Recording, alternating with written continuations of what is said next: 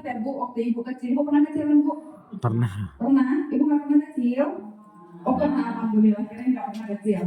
Waktu Ibu kecil, banyak nggak kira-kira di benak Ibu yang menjadi banyak pertanyaan yang sampai hari ini tuh belum terjawab? Atau jangan-jangan kita menjadi manusia-manusia yang menghilangkan sisi kreativitas kita dalam bertanya, karena hal itu dianggap tabu untuk ditanya atau bahkan aneh untuk ditanya. Ini diam-diam dalam hati lagi mengingat apa memang benar ini yang kayak gitu. Waktu kecil kayaknya pada pendiam semua. Ada pendiam semua ya.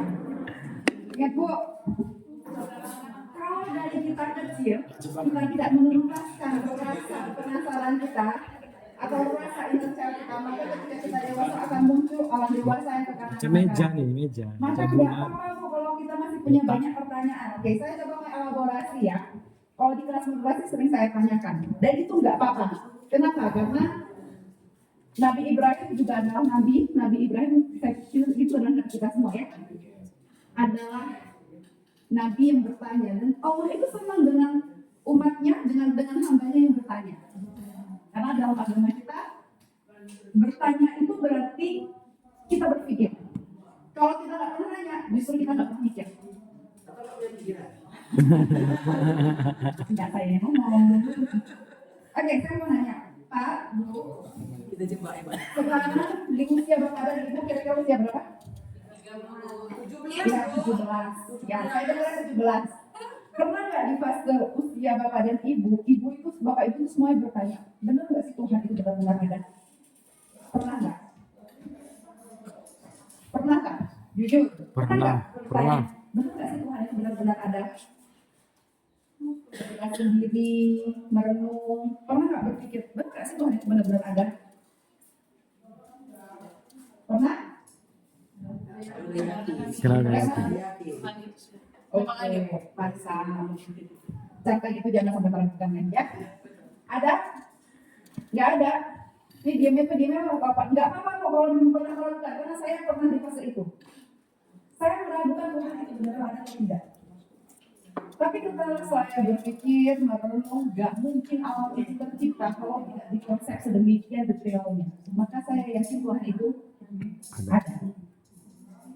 Tapi muncul pertanyaan berikutnya yang kedua. Kalau Tuhan itu benar-benar ada, maka Tuhan yang mana yang harus saya pilih?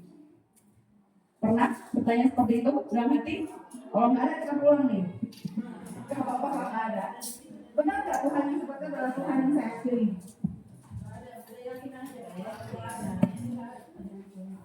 Gitu ya, ya. Yakin Allah itu? Tapi pernah anak saya bertanya begini, TK nih dia, bulan Ramadan, dia bilang apa? Umi, suruh kami puasa.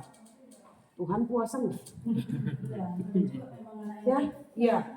Saya berpikir nih kalau saya salah jawab bahaya nih. Akhirnya bilang nanti ya nak, di kantor Umi banyak ustadz, saya tanya dulu ke ustadz. Saya jawab pertanyaan kamu dan kamu gitu. Jadi kadang-kadang ada hal-hal yang di luar nalar kita yang ditanya oleh anak-anak, dan hati-hati ketika kita menjawab, jangan sampai Salah jawab. salah jawab gitu. Artinya gini Bapak dan Ibu, manusia itu secara fitrahnya akan selalu bertanya hal-hal yang di luar akal pikiran. Akan selalu ada yang namanya dalam fitrah based education, pendidikan berbasis fitrah. Manusia itu akan selalu yang pertama fitrahnya itu adalah fitrah kebersihan atau fitrah kesehatan.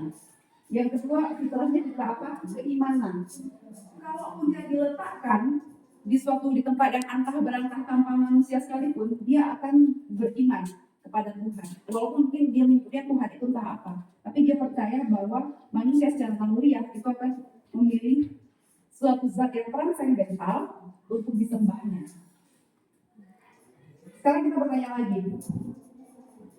Waktu Ibu mengajar, pertanyaan-pertanyaan seperti itu, pertanyaan-pertanyaan random itu, apa pernah nggak Bapak Ibu bertanya, minimal pada diri sendiri, bentuk sinyal itu seperti apa? Sinyal. Bu, saya nanya, Bu, bentuk sinyal kayak gimana, Bu? Bisa nggak Ibu jawab? Sinyal HP maksudnya? Sinyal HP, sinyal listrik, sinyal jantung, gimana sinyal nggak? Di dalam tubuh kita ada sinyal nggak? Bentuknya sama nggak? Beda. Nggak pernah lihat, tapi merasakan dampaknya. Iya. Tapi percaya sinyal itu ada. Ada. Gimana bentuknya? Kalau anak SD bertanya seperti itu, Bapak Ibu akan jawabnya kayak gimana? Kebetulan nggak ada yang mengenal. Nggak ada. Nah, di poin cinta ilmu, Bapak dan Ibu, kita berusaha untuk membangkitkan berpikir kritis itu. Kenapa kita sekarang ini sedikit sekali menerima pertanyaan-pertanyaan seperti itu? Karena anak-anak kita hari ini menerima terlalu banyak informasi yang mengakibatkan mereka lupa berpikir kritis. Zaman kita kecil dulu, saya tuh sampai bertanya, kenapa ya 1 jam itu harus 60 detik? Kenapa ya kipas angin itu harus ada 3, nggak boleh 4, nggak bisa 5? Jarang kan kita ngeliat kipas angin itu yang 4 atau 5, baling-balingnya. Seringnya berapa? 3. Seringnya 3. Kenapa sih Aceh itu harus selalu kena gempa? Kenapa sih kalau misalnya di Sinabung gunung berapi itu meletus? Penyebabnya apa? Anak-anak kita hari ini Bapak Ibu, saking banyaknya menerima informasi, mereka lupa bagaimana caranya berpikir hal-hal yang detail, hal-hal yang kecil. Sekarang saya nanya, Bu, siapa penemu kain viskos? Nggak tahu. Kita tahu terima, jadi terima beres. Kita tahunya segala sesuatunya itu udah ada, tapi kemudian kita tahu ini tuh semuanya berakhir dan berujungnya kemana. Termasuk soal Tuhan itu tadi. Saya bersyukur ketika Bapak Ibu mengatakan, ya yakin, karena yakin ada. Kenapa yakin ada? Yakin kalau dibilang Tuhan itu maha pengasih. Kalau yakin Tuhan pasti kenapa diciptakan bencana? Pernah nggak pernah diciptakan seperti itu? Apa kira-kira jawaban kita? Terlalu banyak hal-hal yang kita ke dalam tanda kutip terima aja, tapi ketika keyakinan kita dibuka, kita marah. Nah yang ngangkat, kamu nggak pantas nanya itu nak. Kamu nggak pantas, nggak boleh nanya kayak gitu, nanti Tuhan marah. Nah balik lagi ke Tuhan, marah. Maka Bapak Ibu mohon izin dengan segala kerendahan hati kita. Bertanya itu bukan sesuatu yang buruk. Maka kalau anak kita tidak bertanya hari ini, itu menjadi suatu kesalahan besar. Makanya kenapa di diktat negeri itu, karena diktat itu muncul 8 karakter hati adalah salah satunya adalah berpikir kritis. Ketika anak mulai berpikir kritis, maka dia akan menjadi problem solver. Ingat, bukan anak yang pintar itu bukan anak yang bisa menghafal sekian banyak rumus, tapi ketika dia tahu apa masalahnya, dia memiliki proses berpikir dan kemudian dia memecahkan permasalahannya. Permasalahan di Kota Gerak, kalau kita lihat ini apa Bapak Ibu? Bisa nggak Bapak Ibu menjelaskan kepada saya, Bu, masalah di Kota Gerak itu apa belakangannya?